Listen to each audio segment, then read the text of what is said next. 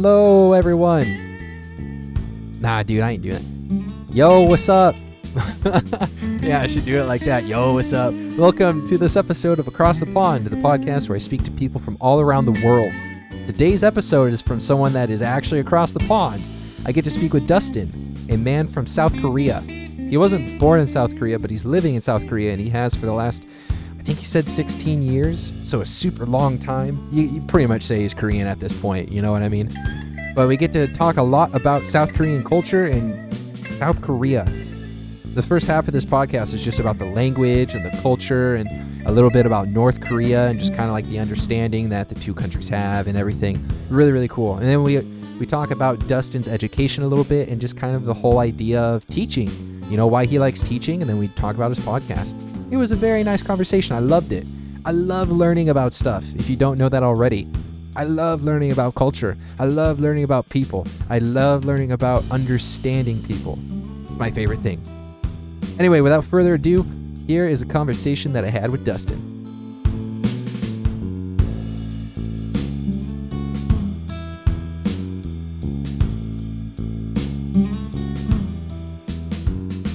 There we go. That's better.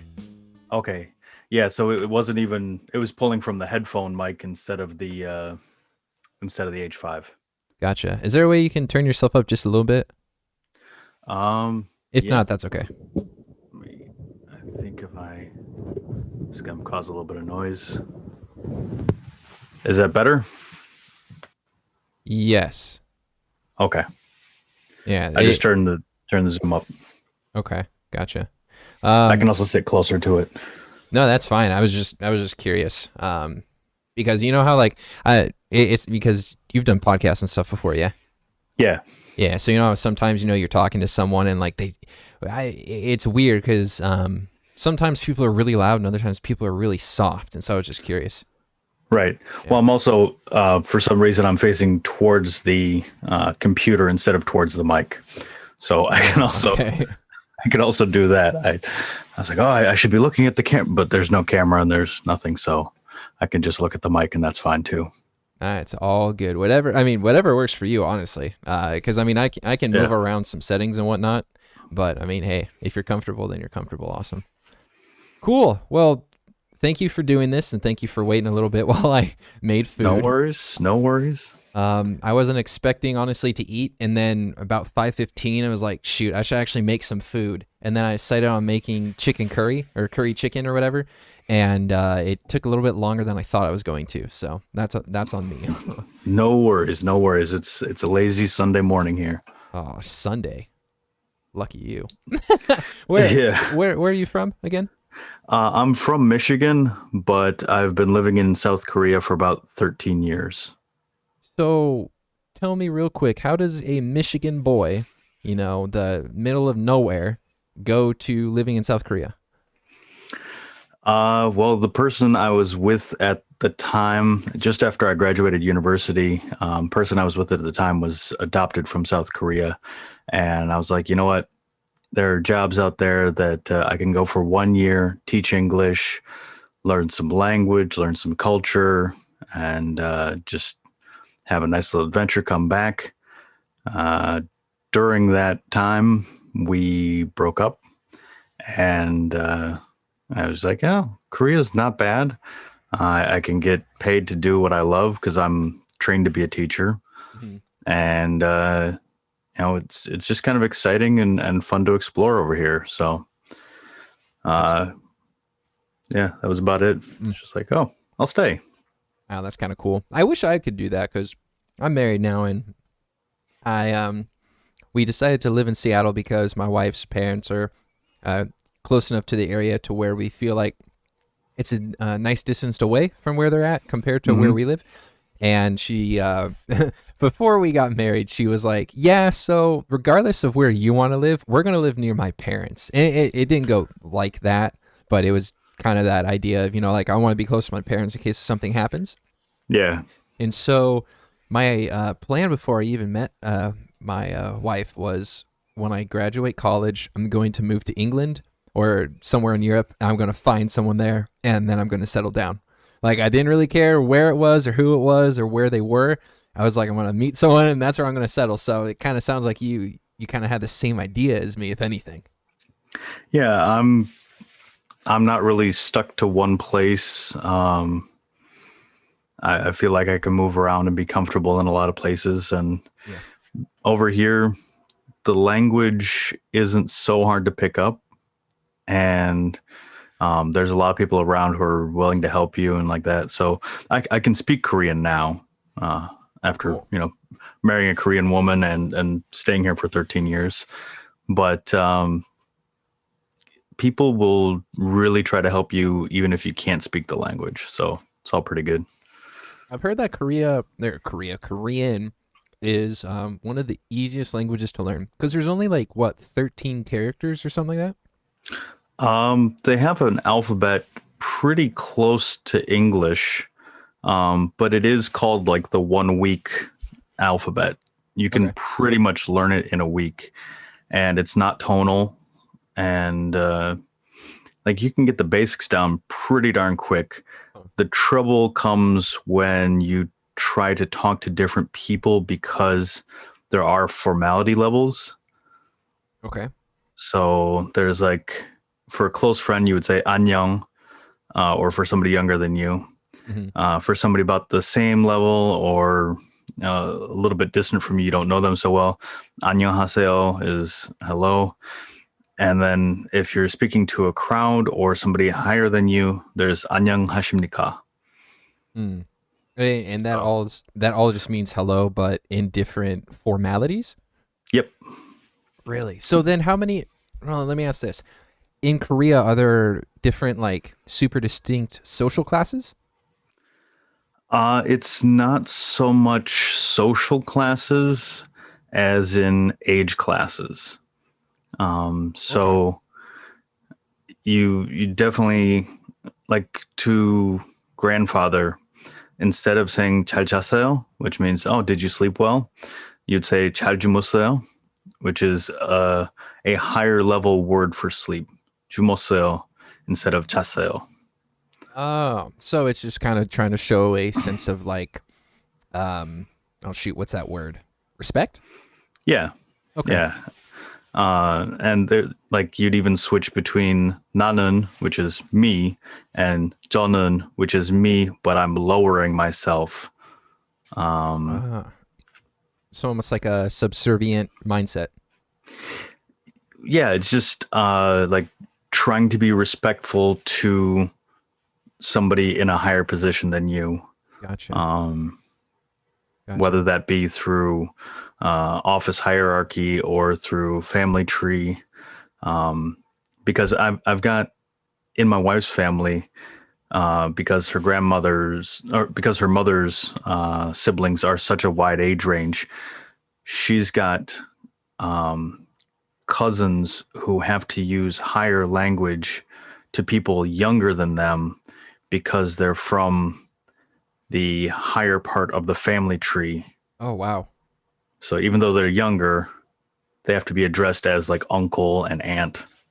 Whoa. So like, and hear me out. Hear what I'm trying to say. So if I was to talk to my father, I would say whatever the more correct term would be. But is there ever a term or ever a time to where if the right term isn't used, it might not be, so weird? Or is it always like you will always use that respectful term? Oh no, with your immediate family, you use familiar terms. Unless it was a super formal occasion with your parents, they say banmal, which is kind of low language. That's pretty normal. Um, Oh, okay. and things only really get to a heated point when it's like uh, a couple of guys on the street, usually older guys, and if you don't use the right polite word, they get kind of stinky about it. But Oh, okay. So, uh, so, yeah, that's about it. so quick question, because I was in Japan, right? I Yep. was in Okinawa for 2 weeks. There we go. Okay. And when I was there, the people were very polite. They were very respectful of who I was and how unaware I was. Hmm. Like I had older people like going out of their way to help me, like just very, very kind people. Is that it? Are people over in South Korea the same in terms of just like politeness, or is it more of a kind of mixed thing, if that makes sense? Well, inside of Seoul, Seoul is kind of a big city, so there's a lot of people on their daily hustle who don't have time to bother with you. But I lived there for 4 years, and in some of the neighborhoods, like not in the main capital area or the very busy areas, everybody's just kind of pushing and hustling through. But in the smaller neighborhoods, people will try and help you out. I actually, I met a guy. He was, I don't know what he was doing, but he was kind of stumbling around, and I got him home. And like a couple weeks later, I had locked myself out of my house and didn't have a way to get in. And he offered me, he offered to let me sleep at his place. Wow. And yeah, it was weird. His wife cooked me breakfast in the morning, and I slept in his kid's bed. And I'm like, "Oh, Oh, thank you very much. This is wow. That's so yeah. cool. I wish people like that, or I wish people in the States were like that. It sounds like people are just more, they just care more about your well being. Like even though you might be a stranger, like you scratch my back, I scratch yours harder. You know what I mean? Well, it's also I'm a foreigner, and not just that, I'm a Western foreigner. I'm a white foreigner. Hmm.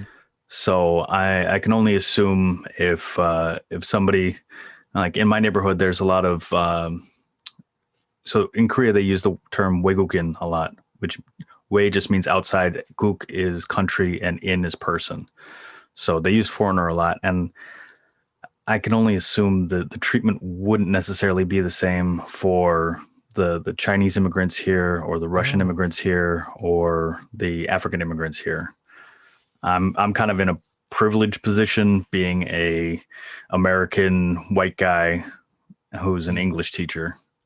So that may have gotten me a little bit more, but there's a lot of polite, nice people in my neighborhood right now. I live just an hour south of Seoul, and there's a lot of people who are just really cool down here. wow. That's interesting. All right. Is there a lot of racism in Korea? Yeah, but I would say it's more along the lines of xenophobia, like outside versus insider, Oh, okay. Korean versus everybody. Just because Korea has gotten the shit out of the stick between China and Japan and Russia. True. Um, they've kind of been pounded on from every side.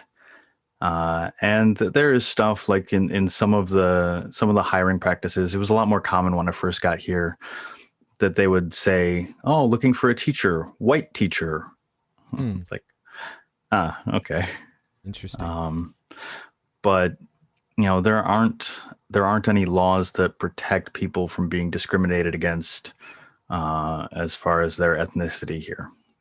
So Hmm. one case, I would say probably about 8 or 9 years ago, was an Uzbeki woman who had obtained Korean citizenship, was told that she couldn't enter one of the public bathhouses because she was dirty. Ooh. And she was like, "Hey, I've got Korean citizenship. I'm a Korean citizen. I'm Korean just like you." And they were like, "Yeah, but no." Hmm. But That's interesting. there's also a lot of people who are against that and are much more open. So I mean, it's like any country really. Yeah. Okay. There are people who are like, "No, no, no, this is ours. Stay away." And there are people who are like, "Hey, come in. Hmm. You're one of us." Gotcha. Do you see a lot of problems with um different nationalities in sense in the sense of there's just a lot of people there, like a lot of different nationalities, or is it more so of just like you find the random Russian or the random, like you said, Uzbeki person that comes in? It depends on what city you're in. The city I live in is called Ansan, and it's known for its factories. And Okay. so near Ansan Station, there are a ton of different ethnicities. I was, my wife is pretty much from here, but the other reason we moved here was there are just so many different restaurants and cool places to hang out near the station. I can get Indian food, Thai food, Vietnamese food, all cooked by chefs from those countries, Oh, cool. as opposed to a lot of the rest of Korea is Korean food. When I first got here 13 years ago, it was like, do you want Korean food? Because that's about what we got. Hmm. And they had some Western, in scare quotes, places. And of course, in Seoul, they had foreign places, but Yeah. uh, now Thai food is blowing up. There's a lot of Thai immigrants that have come in, and so Hmm. Thai restaurants have been opening up. Vietnamese food has been popular for a while. I was gonna say they call it salguksu, but the word we use in America, I guess, pho. Oh, yeah, yeah, yeah. There's a ton of that now. Oh, it's so good. Yeah, so it's really blown up, and Hmm. especially in my area, there's a bunch of people who work in the factories who are from different countries. So we have a Chinatown where, as you go through that part, most of the signs are in Chinese, and a lot of the Chinese there are actually ethnically Korean, but they're from China, but it's just north of North Korea, and Hmm. there's a lot of ethnically Korean people who come down to Korea because they can get special visas. Oh, interesting. So with you, you said that you lived in Seoul for a little bit. I'm just kind of curious, how how was the living dynamic in terms of being a white American? I'm not sure when you went there or whatever, what year that was, but from when you got there to, let's say when you left, how how was it? I guess just how was I, it? well, I was only living there for about 4 years, from 2007 to 2000, late 2011, 2012, around there, Okay. and yeah, it was all okay. There was, it felt comfortable. I can't really say that much had changed. I mean, there's always construction, there's always something being built and something new. Mm. And it was kind of going from the older Korea to more modern Korea. So the places with all the signs on the windows, if you look at older Korean photos, you'll see buildings that have just hundreds of signs on them. And, that's from places trying to advertise and so many businesses being in one building. But then it turned into more of, here's a shopping mall, there's a shopping mall, and fewer signs, fewer neon signs. Gotcha. Yeah. Um, yeah, Gotcha. just modernized slightly, but only 4 years. That's a pretty short time. True. Yeah, I only asked that simply because I've never been to Seoul, and I was just kind of curious as to if things have changed. Because when I think of Korea, I think of like the super futuristic, almost like cyberpunkish kind of thing. Neon signs everywhere. People just kind of look super strange. Different colored hair, wear tattoos everywhere. Like that's just kind of how I imagine it because that's what the media portrays it as. And so I was just curious, if you saw like a radical change or something like that since you originally got there. Yeah. I mean, there won't be many parts of Korea that would be like that. Maybe Gangnam, which is famous for the Gangnam Style by Psy. Yeah. Okay. Okay. I was living there when that music video started. Really? Yeah, I was living probably about a 10-minute walk from Gangnam Station, Wow. and it was pretty funny to hear Gangnam, Gangnam, because the A in Korean is an ah sound, so it's Okay. Gangnam, and everybody Gangnam, Gangnam, like, oh yeah, That's funny. Gangnam. Um, there's not a lot of cyberpunk. One of my friends, Noah Alonso, does a lot of cyberpunk pictures here, Okay. but there's not much that's it's not like the Japanese districts where it's neon in the rain and like that. A lot of Korea, industrialized quickly, and then the construction went up quickly, and everything. There's a Korean phrase, "bali bali," which means quickly, Yeah. quickly. Okay. And so I've seen uh, apartment buildings go up in the space of months. And it's just like, oh, there's a building there now. Okay, cool. Hmm. Um, Gotcha. and there's a lot of beautiful stuff here, a lot of fun stuff to go around, lots of history. But then there's a lot of stuff that was built in the 70s and 80s. I think my apartment building now was built sometime in the 80s, and it was built by the government. Hmm. Gotcha. So just 5-story building, long row of apartments. Mm. Probably the thing you'd notice the most, especially as soon as you get out of the main part of Seoul, is giant apartment complexes where you've got 20 buildings that look similar, Really? and they're just an apartment section. They're not like Soviet style where it's just lined up and Yeah. one after the other, very brutal. This has a lot of landscaping and places to play with the kids and trees and stuff like that, but it's still a lot of people packed into a small area. Gotcha. So, if you don't mind me asking real quick about the relationship that you have with your wife, I'm nothing super Yeah. deep, nothing super deep, I promise. I'm just kind of curious. When you met her, were you speaking Korean at the time? Oh no, my Korean was pretty well shit at the time. I don't know if you can swear on this pod. Yeah, you Uh, do what you want. okay. My Korean was terrible at the time. I knew some words. I was in my first year. Um, I could speak a little bit. I knew the alphabet. That was pretty quick. Hmm. And a friend of mine had given me a Korean nickname or a Korean name, Hmm. Kim Dok-soo. And so uh, I saw a girl at a club that I liked, and I talked to her, and I told her that my name was Kim Dok-soo, and she she laughed because apparently it's kind of an old style country bumpkin name. So Nice. So, uh, so that. yeah, Sorry, go ahead. no, that was it. I was gonna ask if she spoke English. Yeah, she speaks English. Okay. These days, past 7 or 8 years, she's spoken to me pretty much exclusively in Korean because it's more comfortable for her, Hmm. and I can understand what she's saying, and I respond in English, and she can understand. Oh, that's But cool. she was an English teacher at the time, teaching basic grammar and alphabet stuff.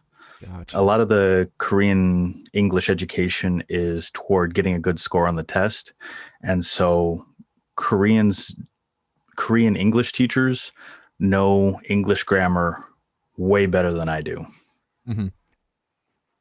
So Gotcha. she definitely knows how to speak English, but she's very shy about it because she's like, oh, I haven't taught in years, Uh, forgotten most of the vocabulary, and it's Gotcha. all good. Gotcha. Sorry, I just had to take a sip of water. No worries. I'm curious. The reason I asked that is because you're a white guy and you're in Korea, South Korea, and you Hmm. meet this woman, who's Korean, and then you get married to her. I was just kind of curious if there's some weird like, hey, let's just say, in Korean, your hair looks nice. Like on your first date, like one of those super funny, like Oh, awkward first dates. I was curious if that happened. 당신은 머리카락 너무 예뻐요. Oh, dude, Uh, that's so cool. That's so cool. well, I used probably something that would be common for first year English speakers. They would say 당신은, which is literally the person in front of me, which would be very awkward for a Korean to say. Yeah, yeah. Because quite often they drop out pronouns. Hmm. So instead of saying your hair is very pretty, you just say, oh, hair very pretty. Hmm. And that's just kind of like common. Yeah, with a lot of context, you don't need like your hair, or you, Oh, you don't okay. say I am hungry. You just go hungry. Gotcha. 배고파. Gotcha. So it's just kind of then like an understood thing. Yeah. Gotcha. Yeah. So um, I didn't have the Korean language skills to flirt with her like that. Um, That's but funny. we had enough language to Good. set up a date and Good. more dates. And I was just really lucky that her mom came along on her dating a foreign guy, because Yeah, true. at first there was a bit of resistance because they were very worried that I wouldn't be able to speak Korean and they wouldn't be able to have a relationship with me. Mm, So that was another motivator for me to get my Korean better. And yeah. actually now my mother-in-law does a wonderful job. She'll drop English words every once in a while. I'm just like, Mom, oh, sweet. Wow. She was That's like, so oh, cool. insect. I'm like, Ma, all right, cool. Good job. Oh, nice, cool. That's really neat. I wish I could speak. So here's the thing. Like I said, I wanted to eventually move to a different country and meet someone there, and marry them. That was my original goal before I met my wife. I love my wife, but I've always wanted to have that thing to where I could speak another language and I could speak to someone who understood that language, but then they would speak to me in a different language and I would understand that. Like your dynamic with your wife just sounds so neat because you don't hear of a lot of couples. One person speaks English and then the other person speaks Korean. You don't hear that. That's so cool to me. It is so neat. It's a lot of fun, and it makes arguments a bit calmer because sometimes we have to take a few minutes to process what each other are saying, Yeah. especially if she hits me with new vocabulary and I'm just like, I don't know what that means. Yeah. Can you Yeah. take a minute to explain that? Because that's a new word to me. Hmm. Interesting.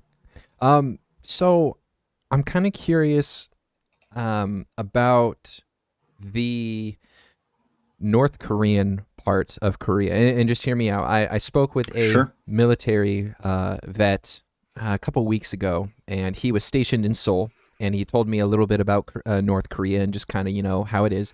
Do you, as someone who is living in South Korea, not, like you're not just kind of there, like you're living there, is there some weird sort of fear or is there any sort of, you know, anything that's kind of there with the North Koreans and the South Koreans? Or are you guys just kind of at a standstill and you're waiting for like peace? Most of the time, North Korea isn't even thought about. Okay. As as far as things go, I'll start getting worried when people in my neighborhood start getting worried. Gotcha. When the local Koreans are worried something's going to happen, that's when I'm going to worry. But it's pretty much every year that there's some sort of minor thing that goes on, and North Korea threatens to turn Seoul into a lake of fire, and people from back home call up and get worried. And are you okay? Is Kim Jong Un coming to your doorstep? And we're just like, nah, no, it's just it's every March he does this. Gotcha. It's not a big deal, because we also know that should he ever start war with South Korea, that would be the end of his line. Yep. He's holding on by strands, and if anything big jumped off, he would be quick to be gone. Gotcha. And that's kind of how he stays in power is, look, there's a big threat coming from outside. You'd better stick behind me. Hmm. And, that's how his family has stayed in power since the beginning of North Korea. Yeah. Okay. Do you remember when the missile went off a couple of years ago? Which one? Oh, true, actually. I guess all of them, but how was the reaction in South Korea? Were people freaking out or were they like, nah, it's just another ploy? It's just another thing. Pretty much anytime a rocket goes off, we learn about it on the news and we just kind of go, oh, yep, that again. Okay. So it's not like everyone goes into like a bomb shelter and, you wait for government instruction. You kind of just go on with your day. Still got to go to work. Still got to punch in. Gotcha. Okay. And I ask about that because I'm not knowledgeable about people in South Korea and the North Korean. Like I know, of course, like the war and everything that happened, and like there's a peace treaty and the European Dead Zone. What the heck? I've been playing too much Destiny. The the zone, that separates the two countries and everything. DMZ. Yeah, DMZ. There we go. But I just never knew with someone living there, like if there's some sort of fear. So it's just, excuse me, interesting. Yeah. It doesn't really cross our minds much. It doesn't affect our day-to-day stuff. Back in the 70s, when they were actually digging tunnels and trying to assassinate the president, it was much more of a thing. But in the past 30 years or so, it really hasn't been much of anything. It's nobody's worried about anything. Um, there's kind of a dance back and forth between, we've gone from conservative politician to liberal politician to conservative to liberal, and Mhm. they just kind of alternate in, okay, we want to shake hands with North Korea and help our brothers and sisters up north, or we're just gonna stonewall them and be cold to them and give them the cold shoulder until they act better. Yeah. And we just kind of alternate on those, but nothing much happens. Gotcha. All right. So I want to kind of change gears a little bit because I'm very Sure. curious. I'm very, very curious about your education. You have Yep. what is your official degree or certification or whatever it's called? I've got a bachelor's in science teaching from Eastern Michigan University with teacher certificate in Michigan. And then I've got a master's in education literacy from Louisiana State University, Shreveport. Wow. So what goes from what made you want to go for a master's in literacy? It's one of the things that I really enjoy is getting kids to read. That's part of why I did my podcast. It's Mm, about um, just reading stories and getting kids to enjoy stories. And I was not a good reader when I was young. And I think part of that was not finding things that I find interesting to read. gotcha. So helping kids learn how to read, it goes along with my current job teaching English, but it also translates to a job back home, which I'm planning to move to America in the next 2 to 3 years. Really? So as soon as the COVID thing's cleared up. So real quick, and then I'll get back to the whole Sure. teaching thing. Why do you want to move back to America from South Korea? Because I'm not exactly teaching right now. I'm teaching, but it's more edutainment. Okay. There's no long-term goals. There's no uh, curriculum that's set really. Uh, it's not actually teaching so much, I feel. So I would love to have my own classroom where I'm teaching kids for a year and talking with them and getting them to think critically and having a bunch of fun with that. Plus, right now we live in a 5-story apartment building, and the woman above us stomps on the ground all the time. The guy below Ah, us is coughing up a lung, and the kids next to us, I can hear them fart through our paper thin walls. are they at least So good farts, or are they like nasty, airy ones? there's just a bunch of them because they're always screaming and yelling and farting over there. So Gotcha. yeah, So so I'd like to go back home. Plus, my mom would really like me to come back home for a bit. yeah, yeah. Um, real quick, and again, I'm sorry because I do want to talk about your Yeah, teaching a little bit. I'm curious because you say that you kind of are just like in some sort of like education, entertainment kind of teaching. What is the yep. school system like over there? Well, I'm not in the public school system, but I'm not in the private school system either. I'm at a weird thing called an English village, Okay.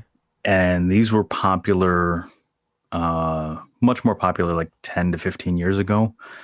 And a lot of them operate as private entities where they have, 40, 50, 60 some teachers, and they have a walled in village area where the kids can go shopping and the kids can experience this and experience that, and they get taught. Ours is much, much smaller. We're only about one building, and we teach classes in English rather than teaching English. So usually Okay. I'm teaching the animal class, which um, is right now is about ants. So I'm teaching the kids about ants, the body parts, ant Oh, families, different jobs ants have, different kinds of ants. And our program goes for 2 days. So kids from a public school come, they spend the morning until early afternoon with us. Then they go back home. Then the next day they come.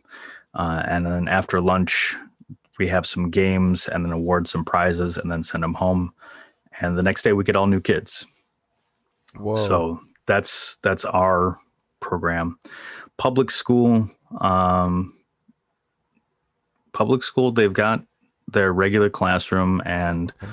uh, they've got teachers that come and go. So they've got Korean language class, they call it Gukul, and they've got PE class and they've got science class, and they have normal classes in their classrooms. Okay. So then, with your English village, and you say, you don't really have kids for a long time, it's more just kind of like oh, yeah, you learned English, or I shouldn't say learn English, but, oh, like you're in an English class, cool. Um, do you feel that it is more of a kind of just like daycare kind of thing? Or are they actually thinking that it legitimately helps them learn English? For us, the goal is to have the kids be exposed to English. Oh, okay, I Um, see now.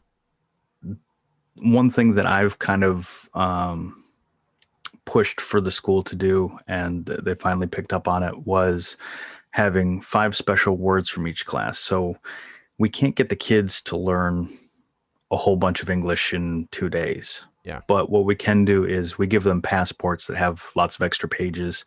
And in each class, they write down 5 English words that are the special words from the class.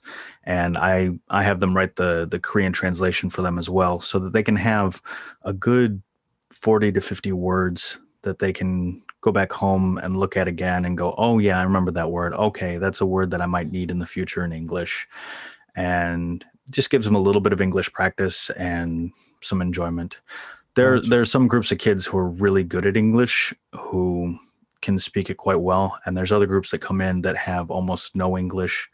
From the 3rd grade, the kids have to start learning a foreign language, and most of them pick English, although some of them pick Chinese or Japanese. Oh, gotcha. Yeah, it's interesting because I've never really heard of an English village per se, or like maybe an example over here would be like a Spanish village. Like we're because America, Yeah, we're so close to Mexico, and yeah, I guess depending on where you're at in the states, Canada and then French Canadian. But I've just never heard of a foreign language village like that. That's kind of cool. yeah. Hmm.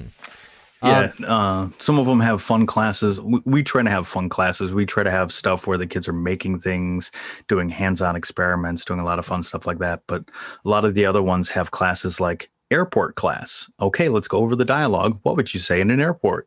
mm, Okay, hotel class, post office class.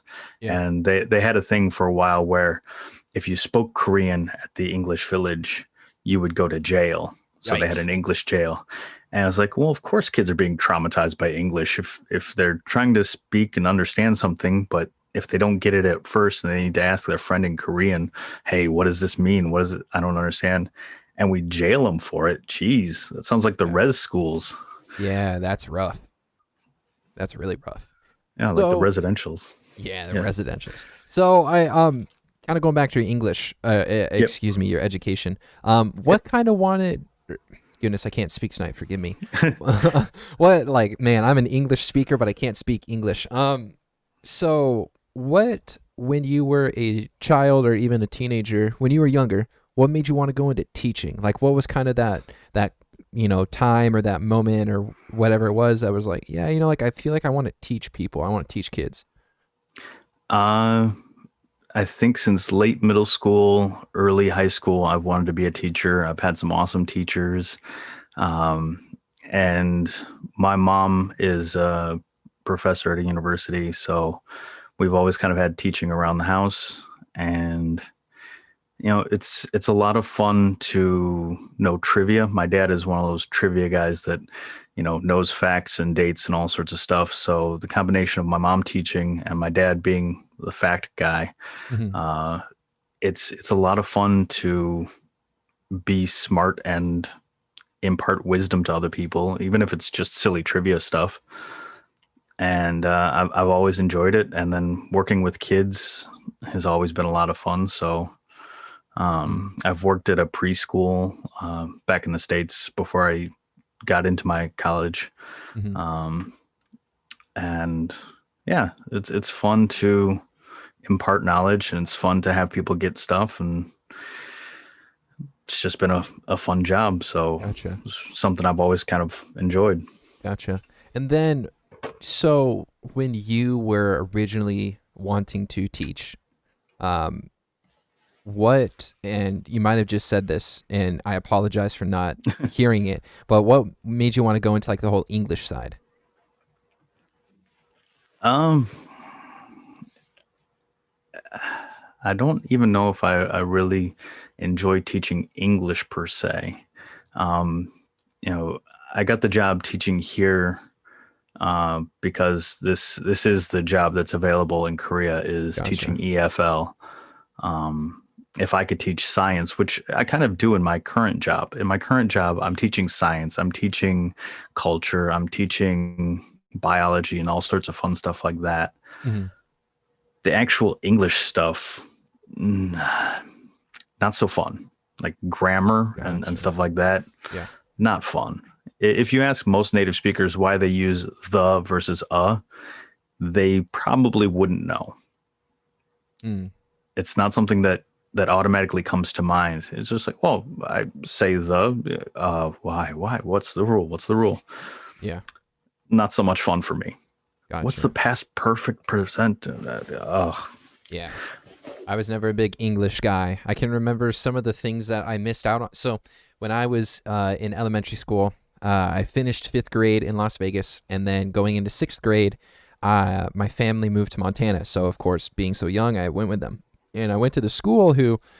It was a small private school, and during their elementary years they learned how to like diagram sentences, and they learned all the like basics of English in terms of like what's a noun, what's a verb, and all that stuff.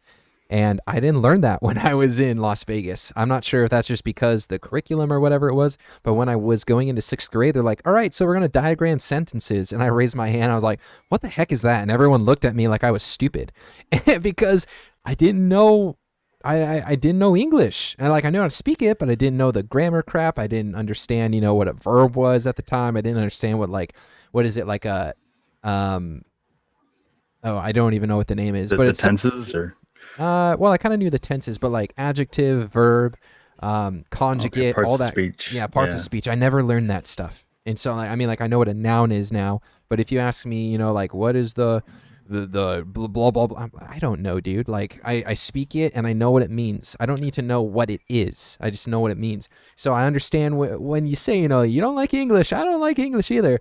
But I'm kind of curious as to if you're not a big fan of English, and I understand, you said that that's the job that's over there in South Korea right now. Like, you kind of have to speak English. I get that, like, I work for Amazon right now. I'm a delivery driver, and like, I love my boss and everything because he's an awesome guy and he treats me well and whatnot. But at the same time, like, it's not something that I would want to do forever. Like, you Right. kind of have to take jobs as they come, and you can't really be picky, especially when you need a job.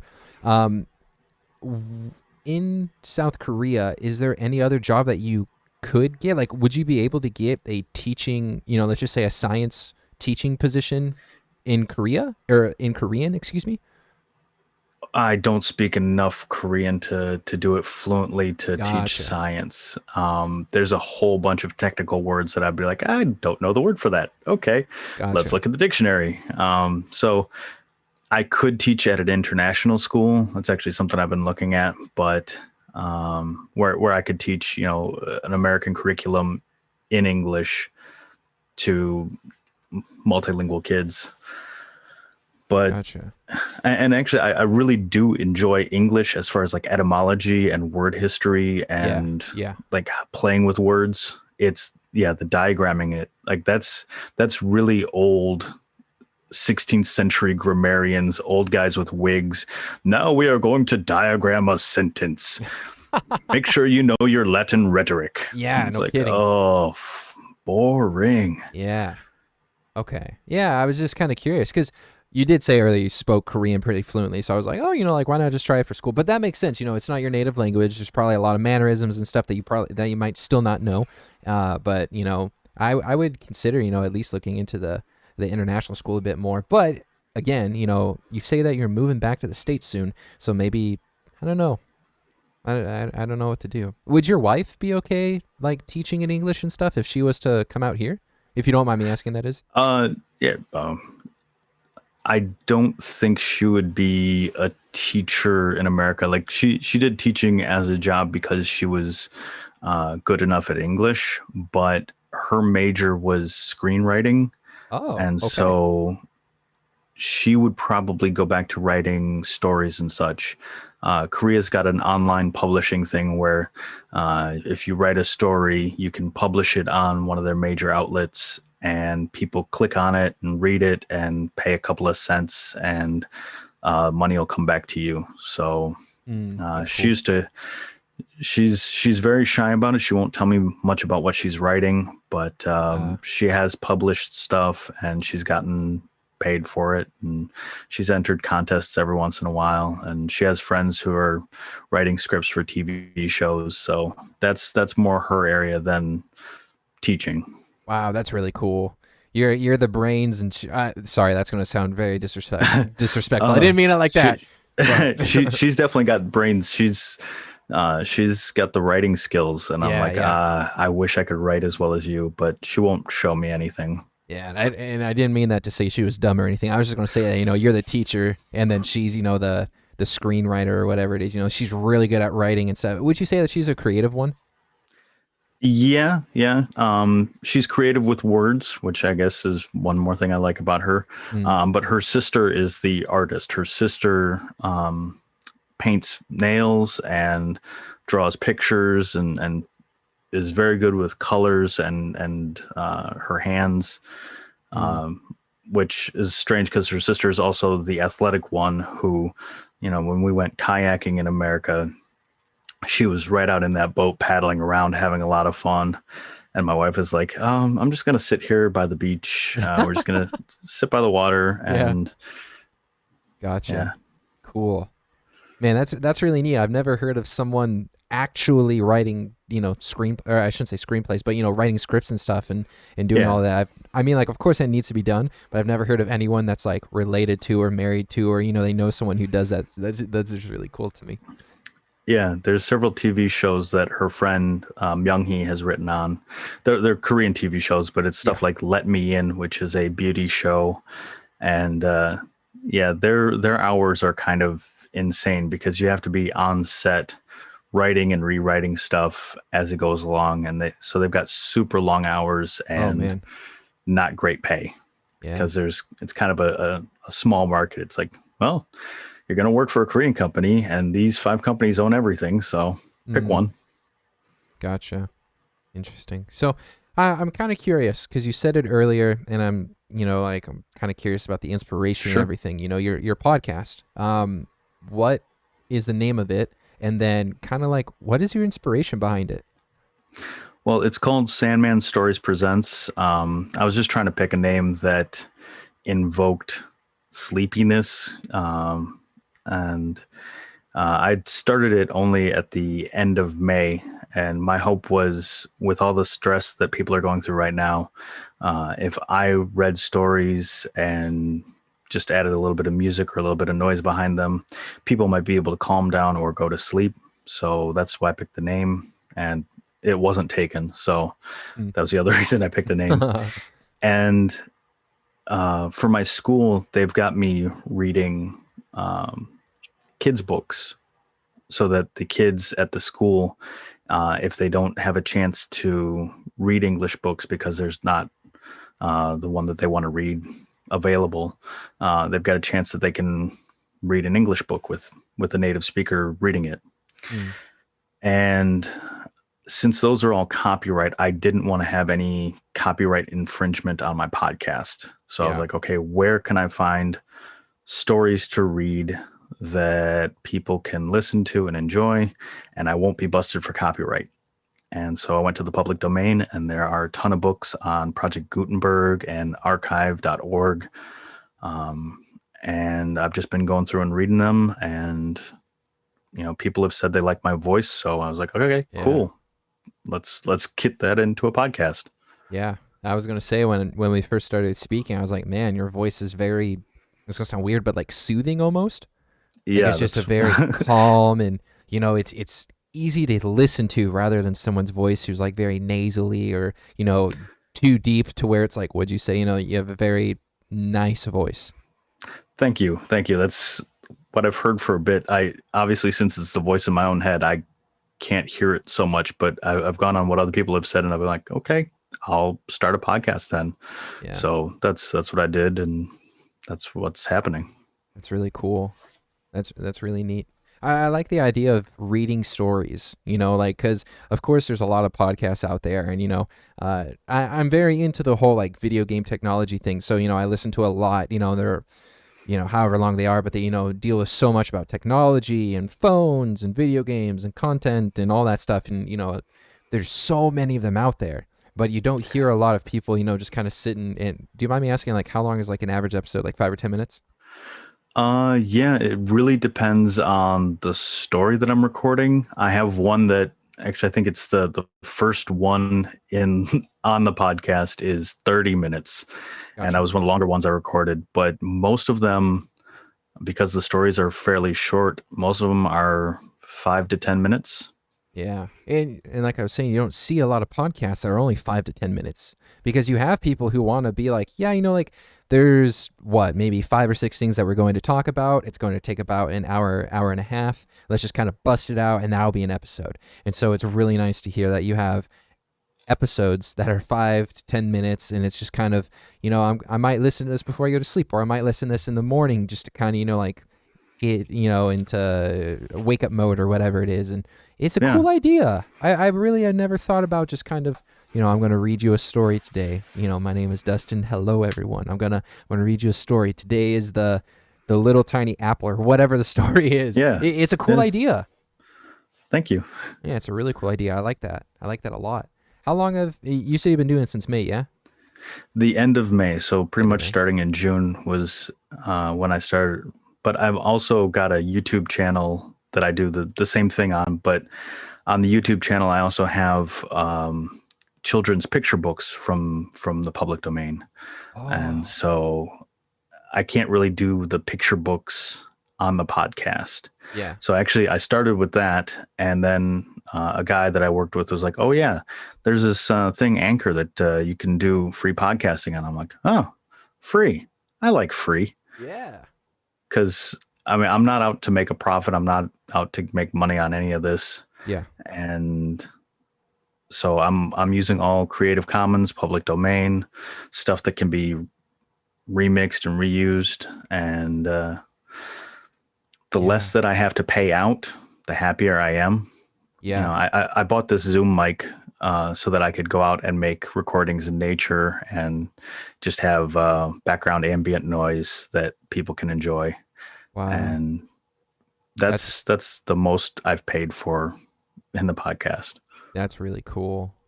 Oh my man, you got the right head on your shoulders, as I would say. I know so many people who are like, yeah, I'm going to start a podcast because I want to make money. I'm like, dude, you're doing it for the wrong reason. Or like, oh, I'm going to make a YouTube channel because I want to be a big giant video game superstar or whatever it is. And it's like, bro, what are you doing? You're doing it for the wrong reason. You need to do that stuff because you want to do it, not because you want to be someone big. Yeah, I mean, I never thought that. Yeah, reading stories from the public domain, this is really going to blow up. It's just like, hey, this is a fun hobby that I have. And if people can enjoy some of these books from the public domain, cool. There's a lot of cool stuff out there. Yeah. There's a lot of weird stuff out there too. And one thing that I've struggled with is which books to record and how much to record, because in some of the old kids' books, there's some heavy racism. And I'm just like, ooh, just gonna not do that one. Yeah. There was an ABC book that, when I got to page B, there was already some questionable stuff. But when I got to page N, it just straight up dropped the word. And I'm like, oh, yeah, not gonna do that book. Wow. Yeesh. Isn't it weird how just, like maybe 100 years ago or even maybe 50 years ago, that stuff wasn't like, of course it was a problem, but it wasn't necessarily considered a problem, if that makes sense. Like it was more just normalized. For the people in power, it was quite acceptable. For most common people, it was quite acceptable. Probably for the people it was portraying, it was unacceptable, but they didn't have much voice then. So, Yeah. they're like, hey, this is not cool. And everybody's like, yeah, shut up. This is cool. Yeah, shut up. Shut up. I'm not gonna make that joke, but it blows my mind. It blows my mind. Yeah. That was one problem I had with the Brazilian book that I read, the Brazilian fairy tales. There's a couple of them where it's just like the little black kid who wants to be white. And Whoa. after he does all of his good deeds, all of a sudden he changes into a white person. It's just like, oh, yeah, not going to record that one. Yikes. Also, in the Turkish fairy tales, there's a bunch of stuff about the cheap Jewish person or the Oh my the evil gosh. Jewish person in the story. It's like, oh. So in one of those, I changed it to just old man. Yeah. And so it's like, no, I'm not going to have the guy haggling over the price just be a stereotype. Let's skip that. Yeah. What have you read stories from most countries? Uh, Or like how do I've you go done about from a Sorry, go lot ahead. of countries. Pretty much how I go about it is I go looking through Gutenberg for fairy tale books, and I try to cover countries that aren't always covered. It's pretty much wherever I can find free books. Okay. So I've covered China, Japan, South Korea. Well, I guess Korea, South Africa, India, Brazil, and America. Wow. That's all over. Yeah. That's Yeah. I cool. try and spread it out. And if I can find stuff that isn't the most common, like Hans Christian Andersen stories, that's what I like to do is tell stuff from all over. Yeah. Gotcha. That's really neat. And I try to finish a book. I'm a bit ADHD and I'm, 20 stories into this one. And then, oh, what's this other shiny book? Yeah. Yeah. Do you this will be the last question I ask about it just because Sure. um but are you very selective with your books, or do you kind of have like a, I want to try and focus on this topic, or oh, this one sounds cool, or are you more just kind of, oh, I'll try this one? Um, I kind of look through and see what the stories are and if they look fun to read. And if they look fun to read, I'll go with it. Okay. Um, I just downloaded a Finnish one, a Hungarian one, an Armenian one, and one from an area of the world called Simbala, which is somewhere around India or Bangladesh. And so I've Um, been just downloading them and going through them and reading them and enjoying them and hopefully recording them soon. cool. Yeah, it looks like Simbola is in the Philippines. Let's see. I've got Simbola? no. No. Yeah, I think this one is Simbla. Let's see. Simbla. Um, looks like it's in India. Yeah, Yeah. Okay. Man, that's really cool. Having stories from all around the world and being able to tell different stories, and they have different ideas and stuff behind it. Because I mean, at least in the States, we have the Caterpillar book or whatever it is, and then you have all the super basic children's books, and they all tell the same thing, and you don't get a lot of influence from other parts of the world. It's just a little friendly caterpillar. You know what I mean? yeah. Eric Carle. It's a great Yeah, book, Eric but Carle. Yeah. yeah, hearing folk tales from different countries has been really cool. But there's very, very common themes that are in all of them. But the Oh. other cool thing is because they're a lot older, child psychology back then was, oh, children are just little adults. They're Mhm. the same thing. So there's some wild stuff in some of them that you're like, whoa, this is for kids. Wow. Yeah. There was one I was reading. It was Inuit stories, and it's the story of the Raven, and he's going around the world and he's doing all this tricky stuff. And at one point, he's in a canoe with Bear, and he's teaching Bear to fish, but he's using his ball sack. What? And then he convinces the bear to, well, the bear is like, whoa, how about I use mine? And the Raven's like, no, you probably shouldn't use yours. You'll have to use it all up. And Bear's like, no, that's okay. And he chops off his nutsack and runs around and dies. And the reason I found out about all this is in the book, there's a huge chunk that was just in Latin. And I'm like, why is this part of the story in Latin? And I put it onto our translate, and somebody's like, oh yeah, this is this and this and this. And yeah, he's chopping off his nutsack, and then he runs around and dies. And Raven uses his body for something. It's like, What? oh, that's why it's in Latin, because they didn't want the common person reading that to know what's going on. But yeah. That's almost scary. Yeah, but it's like folktales. It's not necessarily for kids. It's true. Whoa. Here's the meaning of the world.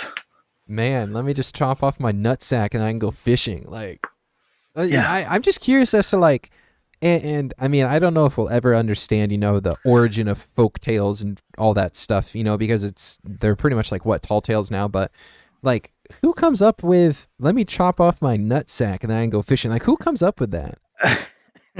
like who thought that they would, like, who sat down and they're like, I'm going to create a story to where the bear chops off his nutsack and then they go fishing. Like yeah, we all have that uncle that's throwing weird shit in the story. And, the trouble is, one uncle comes up with that and then it's passed down through the generations, and then it's tradition. It's sacred. It's like, somebody had to come up with that. Yeah. Goodness. That's crazy to me. Anyway, I want to say, keep doing what you're doing, because that's a really cool podcast idea, and I know I said that a lot, but it thank you. It's really neat. I like that idea. It's really cool. Do you want to do shout outs real quick? Of your podcast, where it's located, any socials and stuff? Sure. I think I'm everywhere as Sandman Stories Presents, or Stories Sandman, or Sandman Stories. Not affiliated with Neil Gaiman at all, even though I really like his work. I'm on Instagram, Facebook, Twitter. Twitter's the best one to catch me at. I think I'm at Stories Sandman. And Stories Sandman. Sandman. I think that should be right. Sandman Stories. Yep, you're right. Yep. And then I'm also on Reddit as Migukin Ticha, because Migukin just means American, and Ticha is spelled Teecha, because that's how a lot of kids pronounce it when they're first learning English. Mm-hmm. Ticha. Gotcha. And then you'll mostly catch me on Twitter shouting out other podcasts that I listen to, ones that I enjoy, like Lexitecture, Because Language, Legendary Africa. It's a great storytelling one as well. And that's pretty much it. Gotcha. So real quick, because my boss is Asian, and he was telling me some stories, and he was using the word gook almost as like a slur. Is that considered like a racial slur? Well, gook that's actually where gook comes from in English. Is in Korean, gook means country. So you're essentially saying, "Hey, country." But in Korean, like when you say migukin, wigukin, stuff like that, it's just part of the word. But gook, as in English, that is a slur towards Asians that came back with the U.S. Army. Oh, because like I said, he said that I've never heard it before. So and then when you were saying that, I was like, wait, isn't that bad? So I was just curious. That's interesting, though. Isn't it cool how different languages might have the same word, but it means something totally different? Yep. It's so cool to me. Yeah. So Miguk actually translates "me" is beautiful and "guk" is country. So America is the beautiful country in Korean. Interesting. Awesome. Well, Dustin, thank you so much for taking some time out of your Sunday morning to speak with me for a bit. And I'm very thankful that you stuck around and waited for about 15 minutes while I made food. Oh, no worries. No worries. So much. That was cool. I love so much learning about culture. I love so much learning about Asian cultures because I find them fascinating, and learning about you and your podcast. I honestly had a really good time just sitting here and listening. It was so cool. I really appreciate you taking the time to interview. Yeah. There's one more question that I want to ask you. Right? Sure. Is that cool? Yep. Awesome. So I ask this of everyone who comes on my podcast because the reason I started Across the Pond is, one, because I really do enjoy learning about different cultures and all that. And the more people I speak to, the more I get to learn about that stuff. But I ask this question because I like to understand the way people think, and I like to understand just kind of, like the psychology behind them, who they are. I feel like this question really embodies that. And the question is, what is like a piece of advice or like a saying or a memo, something, that you've carried with you through your life that, you would like to pass down to someone? Be kind. It really costs nothing to be kind. Think about the other people, have empathy, check your resources, check your sources, be a critical thinker, and, just try and make some good out there in the world. It's true. It's true. We need more kind people. We need more kind people everywhere. I mean, you see it in the States. People are they're douchebags. They're awful. Yeah. They're so mean. My parents have been hunkering down at home for the last, pretty much since February. I told them to get on the masks quick because in Korea, everybody's wearing masks and it's a very common thing. So I told my parents to get on it, and they've pretty much just been at home because my dad's retired and my mom is teaching from home. But there's a lot of people in Michigan who are just going around coughing on everything. It's just like, oh, please stop. Yeah. Be smart. So awesome. Think about other people. Care about other people. Be kind. I like it.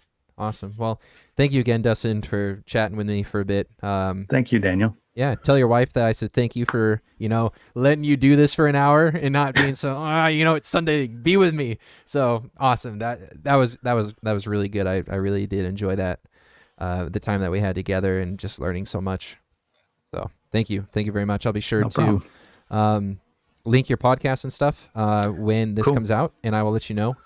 Would you mind emailing me all of the stuff that you want me to link in the notes? Sure. Anchor stuff or social medias, whatever it is, YouTube. Yeah.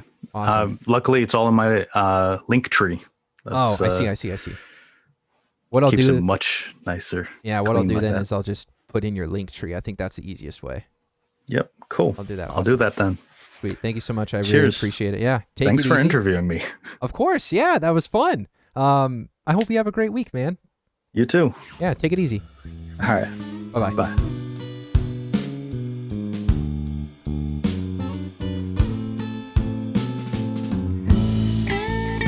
Thank you so much for listening to this episode of Across the Pond.